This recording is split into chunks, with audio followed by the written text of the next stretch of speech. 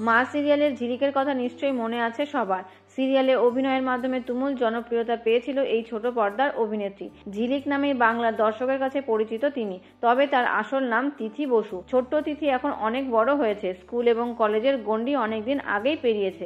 তবে এখন আর তাকে সিরিয়াল বা সিনেমায় দেখা যায় না।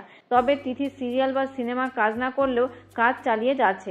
নিজস্ব ইউটিউব চ্যানেলের জন্য ভিডিও বানাচ্ছে নিয়মিতভাবে। মাঝে এতগুলো বছর কেন নিজেকে ছোট পর্দা থেকে দূরে সরিয়ে রাখছিলেন? কারণ তার আইসিএসসি পরীক্ষার ঠিক আগেই মা বাবার মধ্যে বিচ্ছেদ হয়। সে এক বিভীষিকাময় পরিস্থিতি ছিল তার জন্য। সেই সময় তার সামনে ছিল জীবনের প্রথম বড় পরীক্ষা, মাধ্যমিক। কিন্তু সেই সময় সংসারের দায়িত্ব নিতে হয়েছিল তাকে। শুধু সংসার নয়, মাকেও সামলিয়েছিলেন ছোট্ট তিথি।